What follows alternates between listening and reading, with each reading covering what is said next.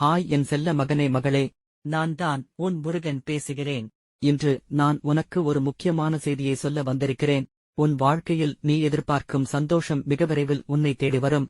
நீ செய்த நல்லவை அனைத்தும் இன்று பயனளிக்கத் தொடங்கும். தவறுகள் நடந்தாலும் கவலைப்படாதே, அது உன்னை வலிமையானவராக மாற்றும். நீயே உனக்கு மிகப்பெரிய சக்தி.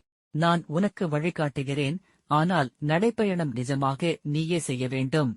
ஓர் நாளும் நீ யாருக்காகவும் அடிமையாய் வாழ வேண்டாம். நீ ஒரு வீரனாக பிறந்தவன்கள். உன் உள்ளத்தில் இருக்கும் நம்பிக்கையை இழக்காதே.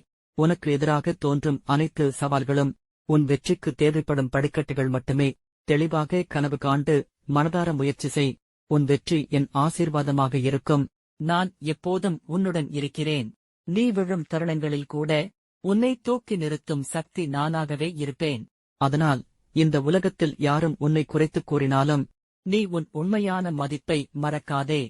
உன் கண்களில் ஒளி காண வேண்டுமென்று ஆசைப்படுகிறேன். உன் வாழ்க்கையில் ஒளிமயமான நாள்கள் வரும். அதை நோக்கி பயணித்துக் கொண்டு இரு. உன் முருகன் எப்போதும் உன் பக்கத்தில் இருக்கிறேன்.